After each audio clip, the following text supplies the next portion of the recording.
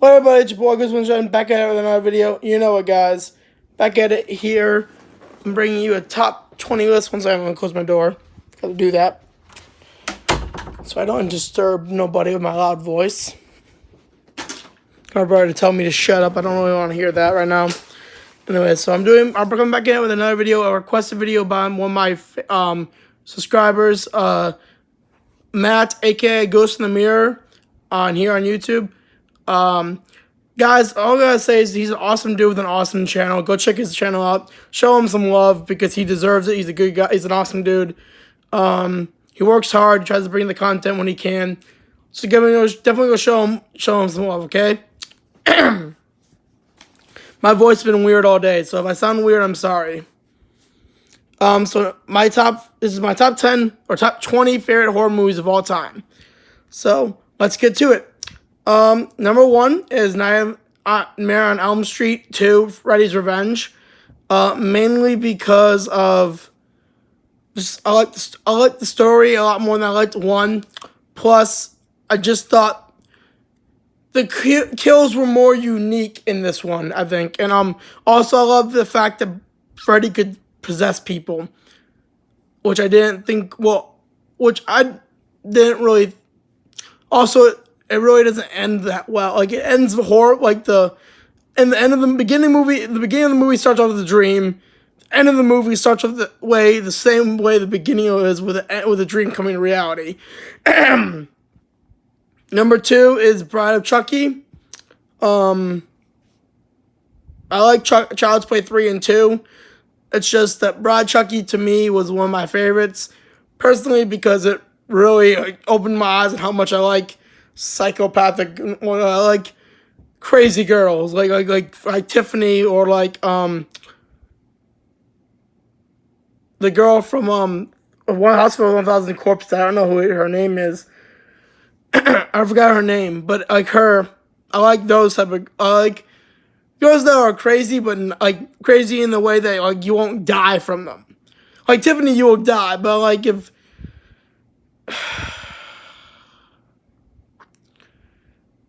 all I say is crazy is sexy. That's all I'm gonna say. Okay.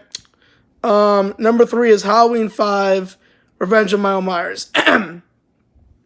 Now, for this list, I was struggling with either a Resurrection or Halloween 5. But my favorite kill comes in Halloween 5. My favorite storyline comes in Resurrection. Only because my favorite kills come from Revenge of Michael Myers in Halloween 5. Sorry, the full title is Halloween 5, The Revenge of Michael Myers. My favorite kills come in Halloween 5, The Revenge of Michael Myers. Halloween. And my favorite storyline comes, and like premise comes from Resurrection. So that's it. Number 4 is Black Christmas 1974. Do not like the remake. The remake is complete trash. Black Christmas 1974 is one of my favorites. Fun fact, I actually saw this on Christmas when I was like 11. Like I said, I used to go to a old theater that wasn't affiliated with any other big like company. So when it not only showed like it not only showed like recent films, but it would show old films such as like, you know, Black Christmas, the 1980 something Night of the Demons, which I think was my first film ever, horror film I ever saw. A bunch of other films. Number 5 was a tough one because I like every installment in this series. Like legit, I love every installment. For me, there's no bad episode or installment of this series, and that's Final Destination 5. Mainly because I like how I just like the storyline itself. Person has a premonition of them gonna die. Before they actually die, he gets half of his friends, or some of his friends, or most of his friends out of the way when they die, and then it happens, and now Death is pissed because they got cheated, and now it's trying to catch everybody up, catch up with kill them in the order they were supposed to die if the thing wasn't changed. The only thing is I don't ever they never go into the story as how they give them the premonition. Does actually death give them the premonition and just want them not to act on it, or is it like God gives them the premonition and then like, yo, just do something if you can.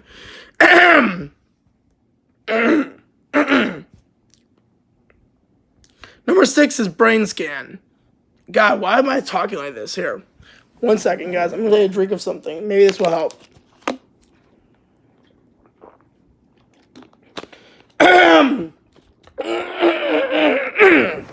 Let's get there. We go. That's better. That's better. Okay. So, Final Destination. No, Brain Scan's number 6. Dang it, it's right back. Okay. Brain Scan. All I can say, it's an awesome film. If you haven't seen 1994 Brain Scan with Edward Furlong, and I forgot the other guy. I don't really care about the other guy. Definitely go check it out. Great film. Number 7 and number 8. I'll be introducing in a different way than you've ever seen. Okay, so here's how I'm introducing. During the afternoon tea, there's this chill in the air, or shift in the air. A bone-trembling chill that tells you she's there. There are those who believe the whole town is cursed. But the house in the marsh is by far the worst. What she wants is unknown, but she always comes back. The specter of darkness, the woman in black. During afternoon tea, there's a shift in the air. A bone-trembling chill that tells you she's there. What she wants is unknown. There is nothing to do. She won't forgive us, and she won't forgive you. The town's indeed cursed. That's the truth of the thing. Your children all die whenever she's seen. And if you don't know what this, like basically in the first verse I gave you it, the woman in black. Fun fact, this was one of the few films that I had watched after Harry Potter with, Daniel Radcliffe. Now, I came into it saying, Daniel Radcliffe, I only recognize him as Harry Potter. After this film, I legit did not care. I don't recognize him as Harry Potter. I recognize him as the guy and woman in black, the guy in the movie Horns. By the way, if you have not seen the movie Horns, which is another film he's been in, go check it out. It's an amazing film. The Woman in Black pretty much is really good. I love the way the poem was used in it. So, fun fact, the first verse I said in is where the Woman in Black starts.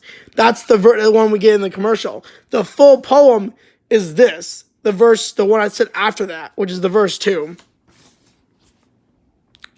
Another interesting way I'm going to introduce number 8 on the list.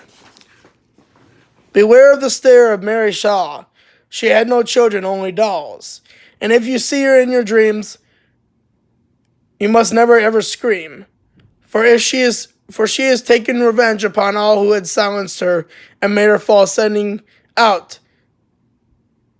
101 dolls to rip out their tongues. So none of them will utter a single word again. Beady little eyes turning every way you go. Leave them in the dark, and you never know. Forever they will place you down in eternal sleep. With a picture of horror, your own blood will seep. And gone forever she will take all your loved ones and family.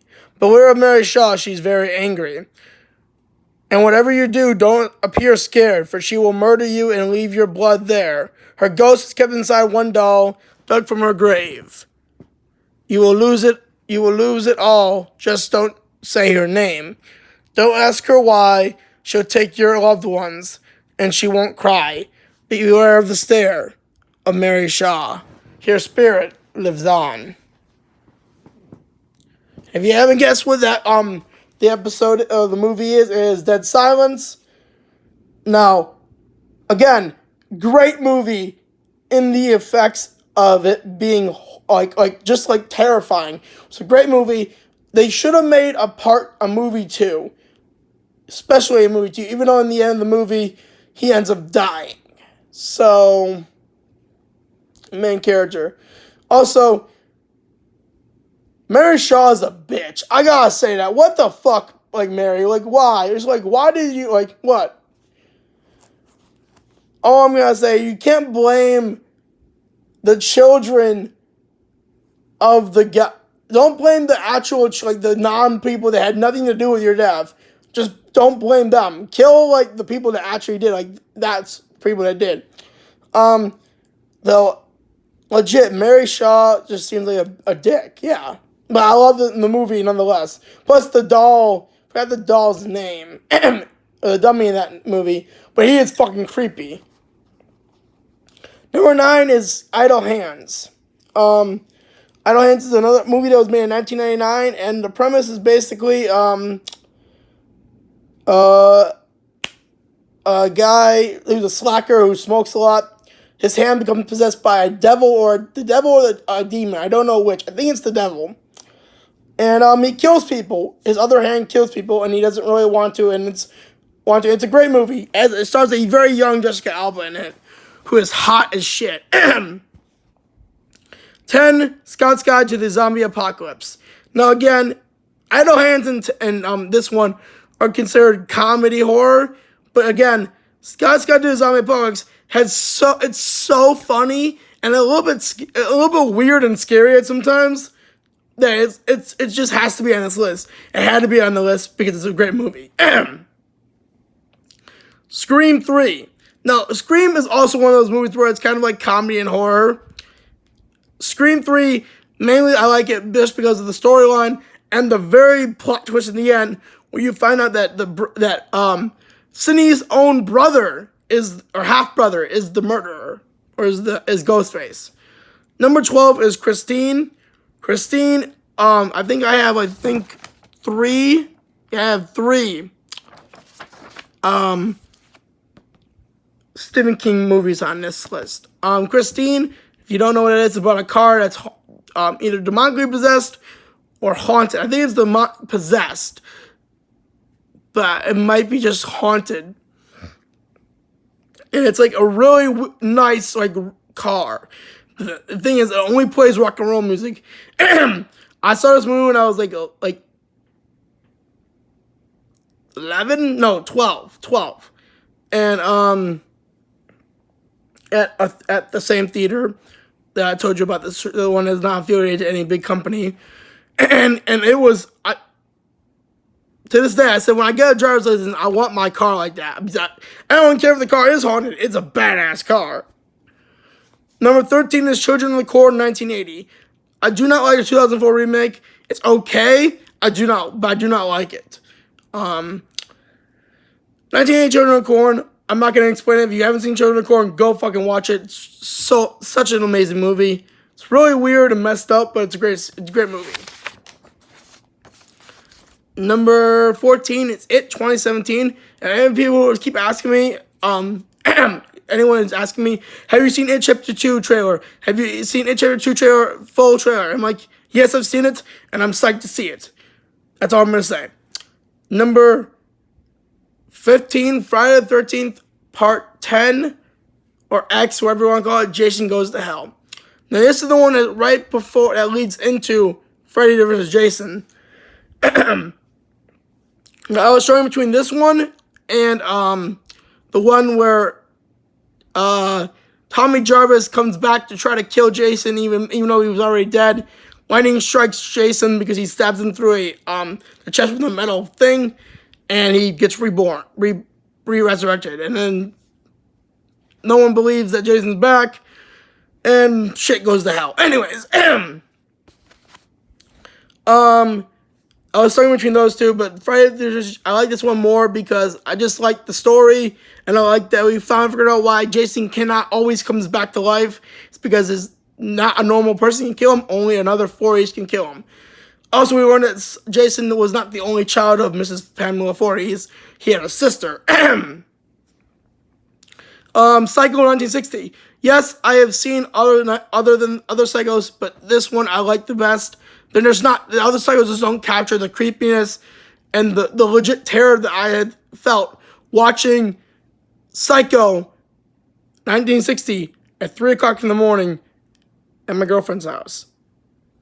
Because I wasn't able to sleep for some reason. I was at 3 o'clock. It was like 1:30 to 3, how long the movie lasted. Number 17 is American Werewolf in London.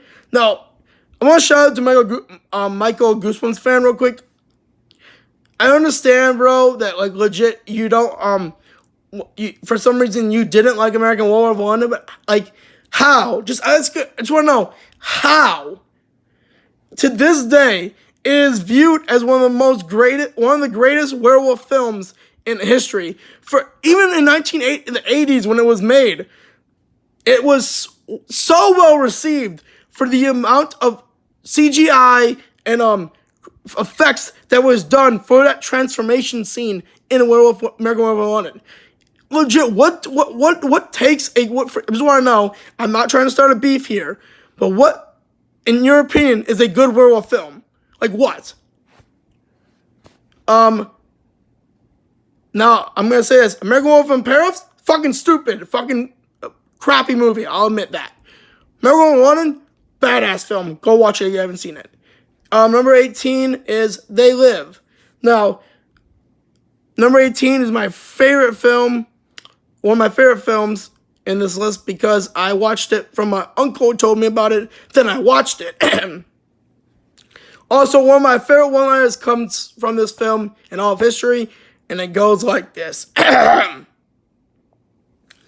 came here to chew bubblegum and to kick ass, and I'm all bubblegum. Premise of the movie, this guy wears sunglasses and find out that aliens who look like weird like skeletons that you would see on, Dia de los Muertos have taken over the world. And the only reason why you can see them is with these sunglasses these glasses that you wear. And, shit got real. But the thing is, when you don't have the glasses on, they look normal like us. Evil Dead 2.